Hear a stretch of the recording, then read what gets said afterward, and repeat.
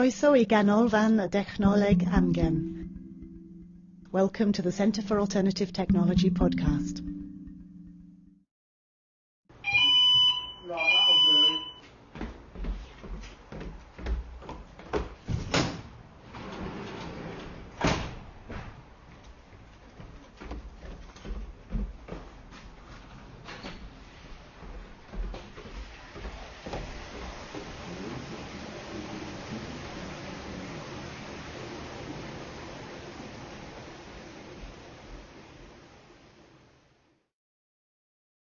I was born in this house nearly 81 years ago, and I have spent my life in the Derby Valley, apart from my stint for, this will date me, King and Country, as it was in those days. I volunteered for the RAF many years ago, and came home to farm when my brother was killed in a tragic tractor accident.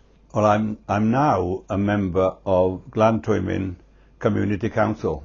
And prior to the reorganisation, I was on Llanwrin Parish Council, and this was I joined the Parish Council of Llanwrin in the early 60s, and an application came in for planning to convert the old quarry into something that we didn't really understand. And then we went into it and found that this group of people wanted to put up windmills and water turbines and things like that, and other things we didn't quite understand, which later turned out to be solar panels, which were unheard of before that. And there's a lot of screwballs here, talking about putting back water turbines, because electricity came to this area, to the rural area around here, in 1961. Well, prior to that, I had a water turbine, and I was providing electricity for 11 different properties all round. Now, when the water was short in the summer, we had to have a standby engine because there was no water to turn the turbine. And in the autumn, the inherent problems of water turbines was leaves blocking the sluices. And I remember once having to get up from the chapel in the middle of a service because the light was getting dim, and I had to go out and rake the leaves, an excuse not to go back to listen to the sermon. So there were inherent problems. And of course, all of a sudden we had electricity in 61, which was cheap in those days, very cheap in those days. And of course, these people come along and they want to set up a whole, I can't think of the right word to say, setup of wind turbines and water turbines and these sun things. And I thought, what for? We've got cheap electricity, which is a constant supply, and far stronger current than we could supply, because we were restricted, because the turbine would only turn out so much. And we couldn't quite understand what it was all about. And we thought, oh, well, I don't suppose if somebody's had this idea, they won't be there long. So, and the quarry's not doing anything. And Mr. Beaumont, who owned the quarry, said, yes, fine. So they had planning permission. Well, since then, of course, alternative power is the big thing.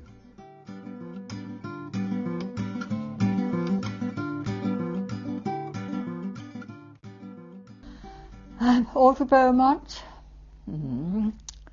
Association with CAT is that we own the quarry. The quarry was in between our two farms, the one over there, Glandulis and Sloanwern. So it was a happy hunting ground for me, my children, 6 of them, 5 sons and 1 daughter, just back from Africa. We used the lake at the top as our swimming pool, and we loved the big cabins down below and the waterfall. We used to go and play there. So when it went, we missed it all, but it was a nice missing. I was very used to it when the idea, when Gerard came to see us at the big house, at the Place. My husband was away, and Gerard had this idea. I said, "Oh, it's an idea. We were doing that in India." So you see, and that he thought of the quarry, could they have the quarry for this sort of, what do you call it now? Experiment, or? Yes, your self-sufficiency, that sort of thing, where you do things yourself and yes. What did you think of him? Well, he was a gentleman, yes, he was nice. A bit odd, I thought. He had Diana with him.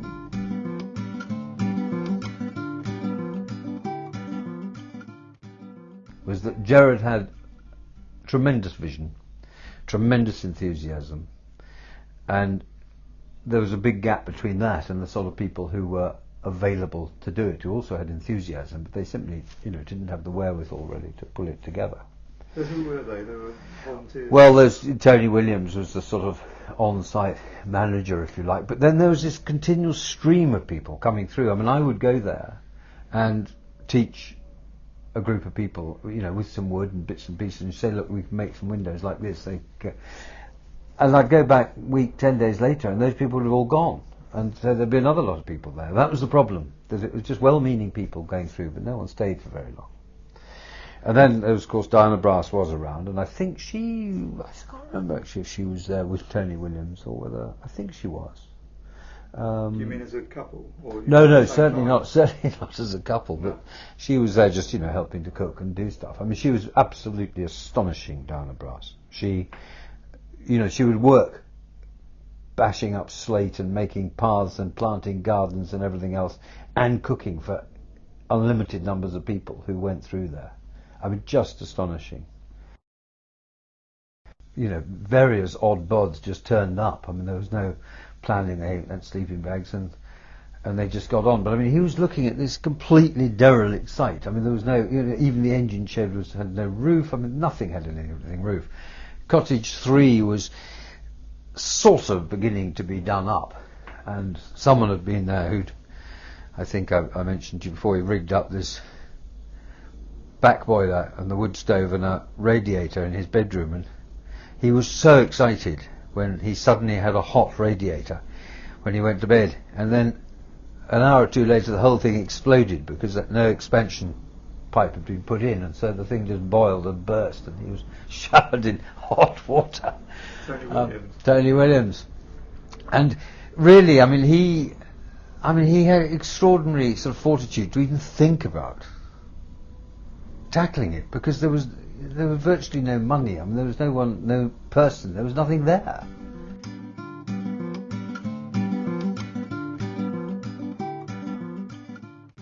My name is Jill Whitehead.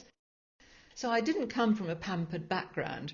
So coming to the quarry, you'd think it wouldn't have been such a big change, but actually it was the actual rigour of it all was quite shocking in a way. It was just quite difficult to cope with. So the intensity of all that made it seem longer, I think. I mean, I just remember the general feeling of, what I remember mostly is that first summer, although it was supposed to be summer, it just rained incessantly, day in, day out. And I remember I was living in a caravan at the bottom of the track, which is where reception is now, on the flat bit where you first come in and where the car park is, at the bottom of the hill. And there were 3 caravans, of which I had one, and they'd been dragged off the tip, I think, because people had chucked them out because they leaked. And I just remember climbing every night into a sopping wet bed and getting up in the morning and putting on these sopping wet clothes. Day after day after day. And that at that time, we hadn't even somehow, I don't quite understand our intelligence or what was going on, but we hadn't even thought of lighting a fire to dry the clothes or dry the bedding or anything. We hadn't got to that stage. It was before the days when someone thought, let's have a bonfire and see if we can dry things out. It sounds, I don't know how to explain. None of us thought of that. But we just had our mind absolutely set on, because we just had our minds absolutely set on the work in hand. Just clearing the track away, and the work in those early days, it just consisted of working with pickaxes, which have got as anybody knows, they've got a sharp pointy end, one end, and the other end they've got a sort of flat blade, and we were trying to manufacture a track that went round the site so that people could get round and access different bits of the site. But it meant scouring out a lot of the slate waste to make a definable track. And that meant hacking away at it with this pickaxe. And of course it was just, the whole place was full of puddles, so you'd attack the surface with a pickaxe, and I suppose the pointy end was all right, but the sort of flat blade, it just sent all this slate powdered water straight up into your face. So that sort of added to the general. Probably someone more skilled might have been able to engineer a pickaxe better than I was. But anyway, we did the best we could, and there's sort of an ethic around that. You didn't give up. You just sort of absolutely doggedly carried on, and there was no possibility of saying, oh, I can't do this. I don't want to do this anymore. You just went on. I remember that we stopped at a coffee shop in Marlborough to get a cup of tea or coffee to break the journey. We must have been in the car for 2.5, 3 hours or something. So we stopped for a cup of tea. And we walked into this coffee shop, and none of us, it sounds bizarre, you can think I'm mad. It had a carpet on the floor. So we were walking on a carpeted floor. We ordered tea and coffee, and they came in a cup. A thing called a cup, and the cup was placed on a thing called a saucer, and in the saucer was a piece of metal in a particular shape which would call itself a teaspoon. And we just sat, none of us could say a word. We couldn't speak. The culture shock was so great that we were all rendered completely speechless.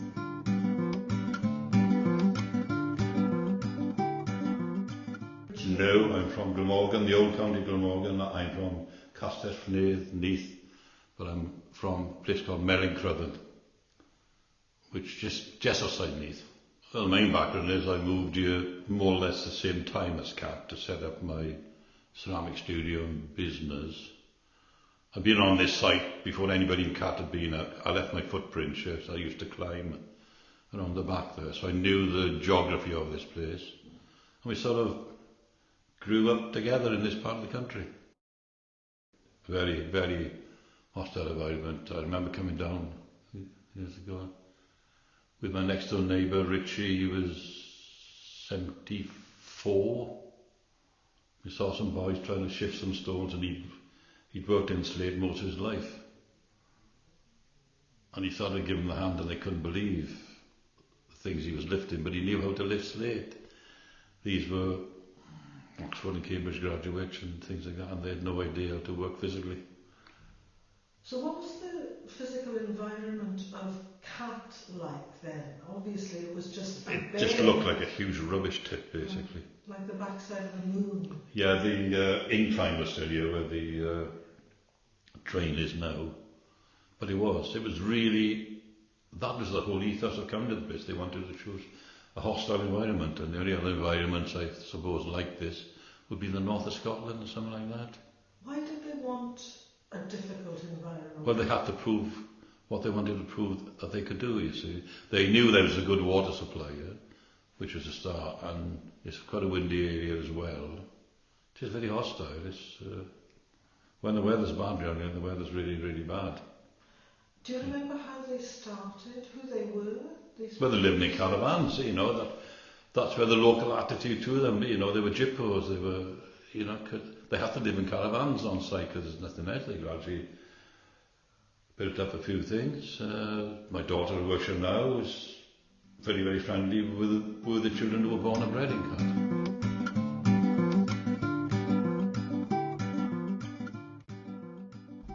Chorus, Kainos, everywhere, Really? everywhere against that. Right. And Martha, who you've named one of those, was one of the culprits too, with her. And why do you think they didn't want it? Well, they didn't understand it, did they? Right. They didn't know what it was all about, because a lot of you were hippies. Even I got a shock when we picked him up and he came. He never wore shoes. He had a Mohican haircut. It was yellow, blue and pink hair. No hair, nothing here. He was knee-high to a pint pot. Now, you know what a knee-high to a pint, very, very small. Yeah. He never sat on a chair. He always sat cross-legged on the floor. Always. And he bounced about everywhere. He was a happy sort of person, but those are the sort of people that people were seeing here, you know, that round about in town and up here. And of course there were a lot of babies being born. You know, a lot of young men were coming to work over there, and they're volunteers, and quite a few little babies were getting born as well, which was real gossip for the locals, wasn't it? And that's one reason why they wouldn't want, was chapel goers. They didn't want that sort of thing happening. They imagined promiscuity. Promiscuity. Yes, they had this idea in their head all the time. That that's what it was all about with hippies arriving. A lot of them didn't stay because there wasn't any work for them then, was it? It was just beginning.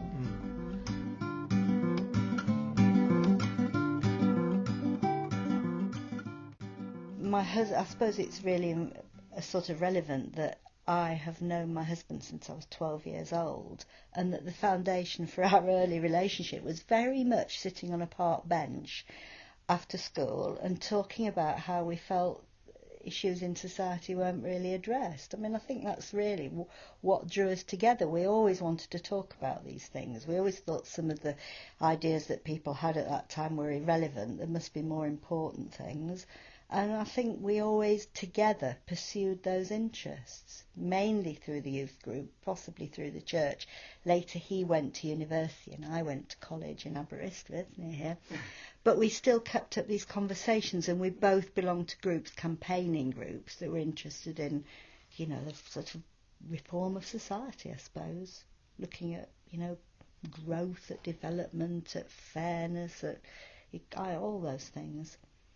So that's really, and I mean, that's what led us perhaps to our involvement with Cat. He and I married. I moved to Southampton to be with him, and we belonged to groups then that were campaigning. You know, we'd march for fair trade. It was the beginning of the fair trade movement. People were only just looking at those things. We watched the news one night together, and we saw a little it was only a small item really, about people who were looking at sustainable living in a slate quarry in Wales. And we saw it on BBC Two News, and it didn't look very attractive. It was pouring with rain as usual in Wales, and there were a group of people sort of standing talking about these things, and they mentioned that they wanted volunteers. So about a year later, when we were on holiday in the area, we thought we'd go and look and see what was happening. And sure enough, it was raining again, and there were a load of people digging in the slate. It was all very embryonic, really. I think they were building a model at the time of the whole site. I can remember that, in the rain, under a sheet of polythene. And we volunteered. And that was your first and that was the first start of that. connection. And it was very much out of a feeling that, you know, rather than people talking about technology and how we might use different forms of technology, but looking at doing something, really, actually doing something. You know, you read the books, people would debate it, but it didn't get you very far. So these were people who were trying to do something. So we came as volunteers. I then was pregnant, and then latterly I had a very small child. So actually it was my involvement in it at that stage was quite difficult. I mean, I lived in a camper van on the site. I can remember being up there. My contribution was making endless dumplings for people who were volunteering.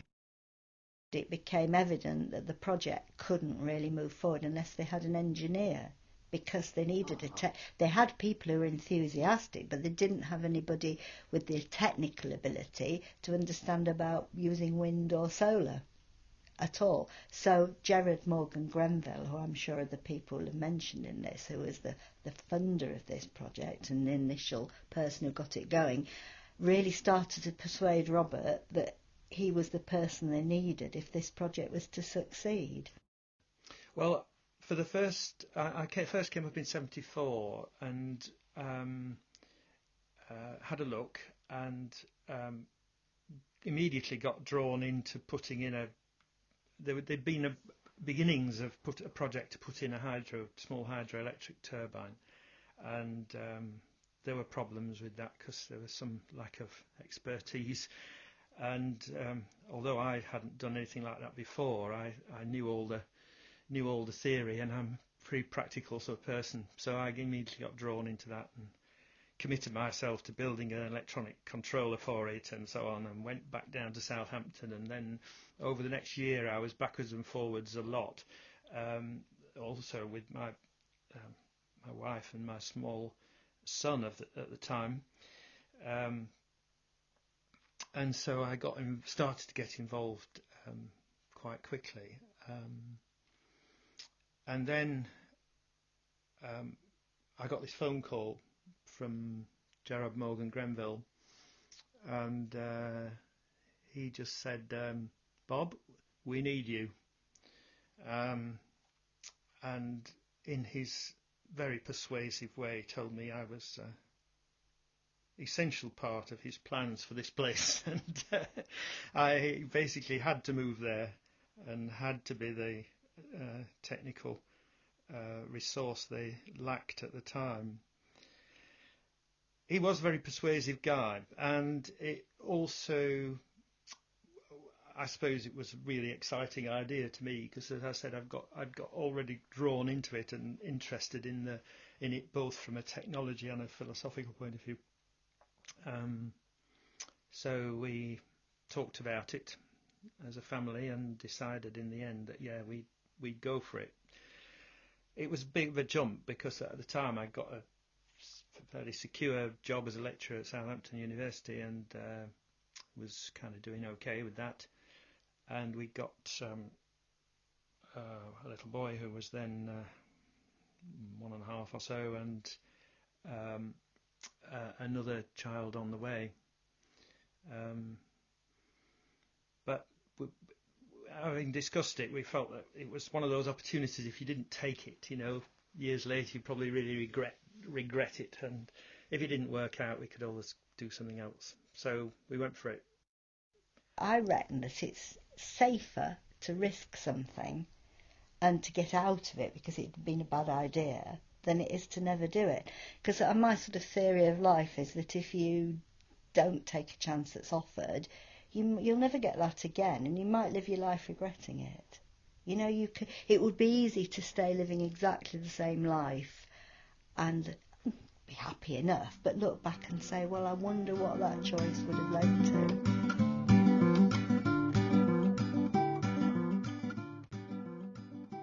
This was the start of wind turbines, when these people came along. And if you can imagine, the first wind farm, the first commercial wind farm in Britain was this one at Kemart, which I see every day. Now, they were only capable of 300 kilowatt, which was a vast amount for a wind turbine in those days. Now, The standard wind turbine produces 2,500 kilowatt, which is a lot of electricity. So this is why we are now a net exporter. So had these people not come along and advocated these turbines, that research into turbines that have brought it up from 300 kilowatt to 2,500 or even 3,000, some of them now, that research would never have happened. So we wouldn't have had the renewable energy we've got today. And another thing that they've done, is it all right to go on about this? Yes, please. Well, a group of them, which are now called DILAS Engineering, now they were doing research into solar power, which we talk about solar power now as if it's always been there. Well, the power's been there, but it was never captured. Now these people, they developed a solar fridge. Now the solar fridges are now used, for instance, all over Africa, so that they've got surgeries out in the bush in Africa with fridges to hold the drugs for the poor people of Africa. Now, had these people not done that research, the chances are those people would not have the drugs they're having today. This is the sort of offshoots that happened, which we never even in our wildest dreams would have happened in those days. But as I say, they came along and we gave them permission, and there was a lot of talk going on then about them being a commune and all sorts of things. But I remember going there one day, because having the sawmill, you see, with timber, they had a rule, probably a self-made rule, that they could only use local timber. Now, I had the sawmill and I could supply them with local timber, and I used to supply them with quite a lot. And I delivered a load there one day, and there was a bearded fellow there building a wall. And I said, this timber, what do I do with it? And he said, well, he'll look after it for you. So I went over to this job building the wall, and I said, excuse me, where do I put this timber? Oh, no problem, he said. He turned out to be a practicing medical doctor. And he'd had a bit of a mental breakdown. And he said, I'm as happy as a little pig in you-know-what. Doing this, he said, because he'd had enough of patients that built up so much pressure on him. And he was so happy building a wall there and sorting out my timber and things like that. Those, a lot of the people were people like that, academics, which we didn't think for 1 minute that they would do a fraction of what they've done, to be quite honest, in those days. But that was the start.